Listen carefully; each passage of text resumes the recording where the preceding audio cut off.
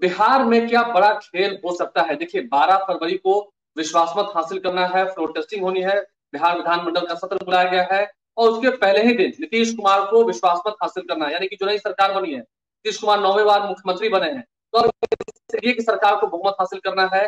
कुल मिलाकर देखें तो 128 विधायकों का समर्थन है, बिहार में बहुमत का आंकड़ा है 122, यानी कि महज 6 विधायक ज्यादा है। अब ऐसे में तेजस्वी यादव हो या अन्य नेता हो, वो अभी से कह रहे हैं खेल तो अभी बाकी है, खेल अभी खत्म नहीं हुआ है। तो 12 फरवरी को क्या कुछ बहुत बड़ा होने वाला है बिहार में। हालांकि ऐसी चर्चाएं नहीं है, लेकिन जेडीयू बीजेपी नेता तो आश्वस्त है, कह रहे हैं कि विश्वास मत हम जीतेंगे। लेकिन आप जीतनराम मांझी बिहार के पूर्व मुख्यमंत्री, जिन्हें नीतीश कुमार ने मुख्यमंत्री बनाया था, उनके बेटे को तो मंत्री बना दिया है, संतोष सुमन को। लेकिन अब जीतनराम मांझी को दो दो विभाग चाहिए, दो लोगों को मंत्री बनाना चाहते हैं। जीतनराम मांझी ने बड़ी डिमांड कर दी है। चिराग पासवान ने भी साफ साफ कह दिया जीतनराम मांझी का जो प्रस्ताव है वो काफी जायज है, जीतनराम मांझी को मिलना ही चाहिए। तो चिराग पासवान का भी जो मूड है नीतीश कुमार के प्रति उतना बेहतर अभी तक नहीं हो पाया। भले ही दल मिल गए हैं लेकिन दिल नहीं मिले हैं। हमारे साथ डॉक्टर लक्ष्मण यादव जी मौजूद हैं, दिल्ली से सीधा जुड़े हैं, प्रोफेसर रहे हैं दिल्ली यूनिवर्सिटी में। सर बहुत स्वागत है आपका। राजनीति को जिस तरह से आप देख रहे हैं, बिहार में सत्ता परिवर्तन हुआ, अब उसके बाद आपको लगता है जीतनराम मांझी जो दाव खेल रहे हैं, अगर 4 विधायक हैं जीतनराम मांझी के पास, एक एमआईएम के पास, एक निर्दलीय है सुमित सिंह, हालांकि सुमित सिंह अभी मंत्री बन गए हैं, तो लगता है कि फ्लोर टेस्टिंग में कहीं खेल ना हो जाए, चिराग पासवान और जीतनराम मांझी मिलकर कोई खेल ना कर दें। आलोक जी, शुक्रिया आपका और लाइव सिटीज के सभी दर्शकों का। और बिहार सियासत में हमेशा से बहुत दिलचस्प मोड़ देने के लिए जाना जाता है। और नीतीश कुमार जी जैसे नेता जब अगुआ बने हैं तो वो इतना मोड़ आ रहा है, यू टर्न आ रहा है कि वो बार बार खेल बदलता जा रहा है। लेकिन इस बार अब का तो धूप खेल, निकलने लगी है, गर्मी आ रही है, अब तो धूप गर्मी तो निकलने लगी काफी आ गई है, अब तो गर्मी आ गई है और नीतीश जी ने उसको दिखा दिया। मतलब जैसे बारात आई थी, बारात में खाना नहीं पसंद था, मन लायक नहीं बना तो खाने में नमक बढ़ा दिया, मिर्चा बढ़ा दिया। तो भाजपा से लड़ने के लिए सबको एकजुट हो कर रहे थे नीतीश जी, और सारे लोग एकजुट नहीं हो गए तो गुस्सा आ गए नीतीश जी और भाजपा से जाके मिल गए। तो ये है। उनका फिलहाल का राजनीति का। लेकिन इस बार भाजपा दूसरे मूड में लग रही है।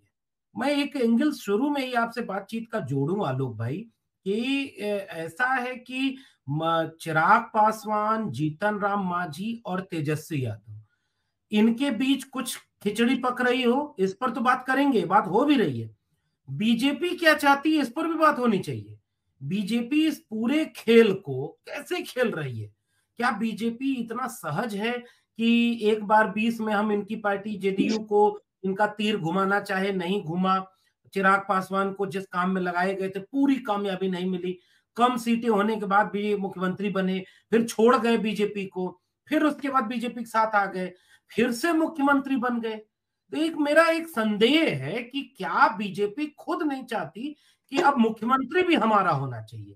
जब ताकत हमारे पास है, सब कुछ हमारे पास है, तो बार्गेनिंग कैपेसिटी में क्या ऐसा अंदर अंदर खेल किया जाए कि फ्लोर टेस्टिंग के समय कुछ ऐसा गड़बड़ हो कि मामला बिगड़े और या तो चुनाव हो या फिर ऐसी सरकार बने जिसमें मुख्यमंत्री हमारा हो। क्योंकि हमारे दो उप मुख्यमंत्री हो रहे हैं तो दोनों आपस में लड़ जा रहे हैं कि कौन सा कमरा किसका, कौन सा विभाग कैसा। एक तो ये पक्ष इसका है। दूसरा पक्ष कि जीतन राम मांझी जी बेचारे बन गए, मतलब पता नहीं इस देश के सामाजिक न्याय की राजनीति का एक चैप्टर जब लालू यादव का लिखा जाएगा कि चाहे जो हो वो बीजेपी के साथ नहीं गए भाई, खड़े रहे, अडिग रहे। तो दूसरा चैप्टर ठीक उसी के बाद होगा नीतीश कुमार का, कि जब मन किया सामाजिक न्याय लालू जी के साथ हुआ तो इधर चले आए, जब मन किया नहीं कम हो रहा है तो बीजेपी के साथ चले गए। तीसरा चैप्टर और होगा सामाजिक न्याय के आंदोलन का, और तीसरे चैप्टर में कई सब चैप्टर होंगे। जीतन राम मांझी जी का होगा, चिराग पासवान जी का होगा, जो उनके पिताजी रामविलास पासवान जी भी रहते थे। वो लोग इतने बेचारे बन गए कि अब सोचिए ना, बिहार में आप हैं, गूंजे धरती आसमान रामविलास पासवान, क्या तेवर था उन नेता का, क्या गजब की राजनीति से शुरुआत हुई थी। आज उनकी पार्टी दो फाड़, दोनों कौन किया, ये बीजेपी नहीं की, ये तो उनके जाने के समय ही दो फाड़ हो गई। तो दोनों भीतर भीतर चाहते हैं कि कैसे हम मजबूत हों, और बीजेपी उसका इस्तेमाल कर रही है। तो चिराग पासवान की एक भूमिका तो यहां मैं देख रहा हूं। और जितना मांझी जी के चैप्टर में हमेशा लिखा होगा कि आप अपनी खुददारी, अपना जमीर नहीं बचा पा रहे हैं। आप कैसे मीडिया में आके बेचारगी दिखा रहे हैं? मुख्यमंत्री पद ठुकरा के आए, दो पद चाहिए था, दो मंत्रालय चाहिए थे, नहीं मिले, इतना कमजोर आपको क्यों होना? आपको तो नीतीश कुमार जी जैसा सामने उदाहरण पड़ा हुआ है, सीटें तीसरे नंबर की हैं और शर्त हमारी चलेगी, हम इधर से उधर जाए शर्त। जीतन राम मांझी के पास वो मौका है और इसीलिए आलोक जी आप ठीक कह रहे हैं कि अभी खेल शुरू हुआ है, अभी कई तरफ से खेल खेला जा रहा है, थोड़ा देखना होगा दिलचस्प कि 12 तक क्या क्या होता है। जी अंत अस्थि प्रारंभ ये कहा गया है, तो आप मानते हैं कि तेजस्वी यादव के साथ चिराग पासवान मिलकर, क्योंकि आपको याद होगा जब एनडीए की सरकार बनने वाली थी उससे ठीक पहले दिल्ली में ही चिराग पासवान ने जीतन राम मांझी को अपने घर पर बुलाकर दही चूड़ा खिलाया था। तो जीतन राम मांझी और चिराग पासवान के रिश्ते काफी बेहतर है। तो तेजस्वी यादव को क्या आगे करने के लिए हो सकता है चिराग पासवान अपनी दोस्ती निभा दे तेजस्वी से और जीतन राम मांझी को इस पाले में ले आए अंत समय में? इसमें कोई मतलब आश्चर्य नहीं है या ऐसा नहीं ही हो सकता, ये भी नहीं कहा जा सकता। तो कैसे, क्योंकि तेजस्वी जीतन राम मांझी के बेटे को मंत्री बना दिया नीतीश कुमार ने। बिल्कुल बना दे, वो तो मुख्यमंत्री बन गए थे नीतीश कुमार, इधर आए लेकिन पलटी मारे ना। तो जिस राज्य में नीतीश कुमार जी आदर्श हो वहां कोई ऐसा उनको चैलेंज देने वाला नहीं हो सकता कि वो जो जुबान कहे वही टिका रहे। नीतीश जी हैं तो सबको ये मौका है कि कब पलट जाए, कब इधर उधर चला जाए। तो आदर्श है नीतीश जी, एक तो ये बात। दूसरी बात की राजनीति है, राजनीति में तेजस्वी यादव अगर खुन्नस या गुस्से में होते, क्रोध में होते, तो पहला लाइन उस दिन की प्रतिक्रिया याद करिए जिस दिन शपथ ग्रहण हो रहा है, तेजस्वी यादव 7 साढ़े 7 मिनट का एक अपना वक्तव्य दे रहे हैं।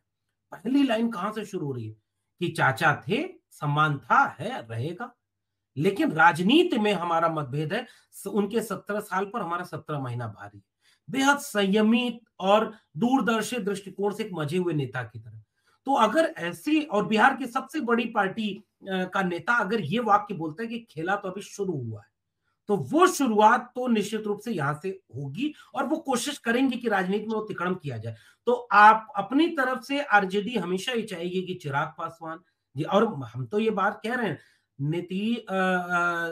ये जीतन राम मांझी किसके लिए बोले कि मुख्यमंत्री पद ठुकरा दिया था हमने केवल 2 मिनिस्टर के लिए, ताकि आरजेडी की तरफ से गया ना ऑफर, कांग्रेस की तरफ से, महागठबंधन की तरफ से गया ना कि आप आइए, आप मुख्यमंत्री बनिए, आप आइए। तो एक तो ये दरवाजा खुला हुआ है, इसलिए भी एक खेल गुंजाइश का बना हुआ है। दूसरी तरफ क्यों ऐसा हो रहा है कि अगर मान लेते हैं कि नहीं नहीं ऐसा कुछ नहीं हो रहा है, 122 सीटें विधायक चाहिए, 128 का बहुमत उनके पास है। अच्छा, अगर 128 का बहुमत आपके पास है तो ये ऑपरेशन लोटस कांग्रेस के विधायकों को तोड़ने के लिए क्यों चल रहा है? इसका मतलब कहीं ना कहीं कुछ गड़बड़ है। ये जो खेल है वो चिराग पासवान और जीतन राम मांझी के साथ ही कहीं और भी खेला जा रहा है। वो जो मंडल साहब हैं जेडीयू के नेता, निखिल मंडल गोपाल शायद मंडल। नहीं, हाँ? गोपाल मंडल। गोपाल गोपाल गोपाल मंडल। गोपाल मंडल ऐसा नहीं है कोई, ऐसे दुनिया में देख रहे हैं आप राजनीति में, आप अगर बीजेपी नहीं ज्वाइन करेंगे तो ईडी सीबीआई जेल मुकदमा पार्टी खत्म, सब हो रहा है। और ऐसे समय कोई विरोध करेगा अपने पार्टी का? कोई ऐसे ही सामान्य बात बोल देगा और वो भी अकेला? इसका मतलब जेडीयू के भीतर भी एक खेमा है जो थोड़ा नीतीश कुमार से अलग राय रखता है। एक तो खेल वहां बचा है, और दूसरी तरफ अगर ऑपरेशन लोटस हो रहा है कांग्रेस के विधायकों को तोड़ने के लिए कि 12 के पहले तक कुछ हेर फेर कर ली जाए, तो वो जो ऑपरेशन हो रहा है वो आरजेडी भी करेगी। और आरजेडी की कोशिश होगी कि नीतीश कुमार एक ऐसी चीज बन गए हैं जो न मतलब बिहार की राजनीति में अटक गया है मामला, तो सब चाहते हैं कि उससे निपट जाए। बीजेपी भी चाहती है, बीजेपी चाहती है कि मामला आगे बढ़े, तो आरजेडी भी चाहेगी और आरजेडी 120 तक तो पहुंच ही जाएगी अगर ये सब खेल होगा। एक दो इधर उधर है, वो तो कब हो जाता है पता नहीं चलता। जी नहीं, तो आपको लगता है जिस तरह से अब अंतिम सवाल मेरा एक ही है, यहीं पे इस पर घूम रहा है सबका, चिराग पासवान का उनके चाचा पशुपति पारस के साथ ना बनना, वो एनडीए में ही फिलहाल। चिराग पासवान हाजीपुर की सीट मांग रहे हैं जहां से पशुपति पारस अभी एमपी हैं। तो ठीक है, चिराग पासवान ये नहीं चाहते हैं कि पशुपति पारस एनडीए में रहे, लेकिन अभी वो एनडीए में है। तो एक तरफ बीजेपी से नाराजगी भी है चिराग पासवान की, भीतर मन से ही, ऊपर मन से ना हो सके, भीतर मन से ही। तो हो सकता है कि इस खेल को बनाने में चिराग पासवान दोस्तियारी कर ले भीतर खेमे में तेजस्वी यादव से और फिर बन जाए, मांझी जी को भी उधर ले जाए। देखिए, मैं फिर से कह रहा हूँ राजनीति में कुछ भी एमआईएम असंभव तो नहीं। बीजेपी का साथ देगी नहीं, एमआईएम तो बीजेपी हाँ, का साथ देगी नहीं, तो फिर एक कतई किसको नहीं बताएगी? देगी। एक विधायक उधर से है ही, एक विधायक जो निर्दलीय हैं, सुमित सिंह, तो वो तो जिधर रहेंगे उधर मंत्री रहेंगे, तो उनका कोई बहुत नुकसान होना नहीं है। वो अगर इधर भी आएंगे तो मंत्री बनेंगे, इसमें कोई दो राय नहीं। 4 हम के आ जाएंगे, 114 इनके हो रहे हैं, तो ये आंकड़ा सीधे 120 पहुंच रहा है। 2 विधायकों का हेर फेर है और वो कभी भी कुछ भी हो सकता है, इसमें कोई दो राय नहीं। एक तो ये बात है। गोपाल मंडल ही, चिराग आपने नाम ले लिया गोपाल मंडल का। हाँ, बहुत। हालांकि वो अकेले कैसे आएंगे, वो दल बदल कानून भी बीच में बाधा है, लेकिन कुछ ऐसा करेंगे कि पार्टी खुद ही का एक पार्टी विरोधी गतिविधियों के चलते इनको निकाला जा रहा है। तो आजकल तो ये हो रहा है। एक तो ये बात। चिराग पासवान की बात है आलोक जी, एक जगह मुझे बस संदेह है, जो एनडीए की तरफ शामिल हो गया है, पता नहीं, मतलब बीजेपी साम दाम दंड भेद, ये जो 4 प्रकार के तरीके बताए जाते हैं, राजनीति में उसका इस्तेमाल करने वाली आज की तारीख में सबसे बड़ी पार्टी है। जिस इंडिया अलायंस को इंडी गठबंधन, घमंडिया, अरे सब हारे हुए लोग एक हो गए, इनसे कुछ नहीं होगा, एक अकेला सब पर भारी, इसके बावजूद उसको नीतीश कुमार की जरूरत पड़ गई, इसके बावजूद उसे हेमंत सोरेन को जेल भेजना पड़ रहा है, इसके बावजूद उसे चंडीगढ़ में बैठ के पीठासीन अधिकारी वोट कैंसिल कर रहा है और जबरदस्ती उसे लोकतंत्र की हत्या करते हुए चुनाव जितवा रहा है। अरे भाई, एक अकेला सब पर भारी, तो इस सब की जरूरत ही नहीं होती। अकेला वो आता कहता सब एक तरफ रहो, अकेले हम चुनाव लड़ेंगे, तो इसका मतलब ऐसा है कि उधर भी मामला खराब है, ठीक वैसे ही जो इधर भी है। लेकिन मैं यहाँ एक संदेह ये देख रहा हूं कि चिराग पासवान कितनी दूर तक मोदी और अमित शाह से लड़ सकते हैं और या उनकी बार्गेनिंग को छोड़ सकते हैं। आज की तारीख में मोदी अमित शाह के पास तो देने के लिए क्या नहीं है, वो तो जो चाहे वो दे दें। लेकिन मैं ये समझता हूं कि बीजेपी ये जरूर करेगी कि वो नए नीतीश कुमार नहीं पैदा करना चाहती। आप मेरी इस बात को समझिएगा, बीजेपी अब 1-to-1 चाहती है, और वहां 1-to-1 किसके साथ वो करना चाहती है? आरजेडी के, या आरजेडी के साथ जो अलायंस है, चाहे वो कांग्रेस और लेफ्ट का पार्टी का हो। और इस 1-to-1 में वो बीच में कोई चिराग पासवान नहीं चाहती जो अगला नीतीश कुमार बने। मांझी जी में वो उस तरह की क्षमता नहीं है, चिराग में है।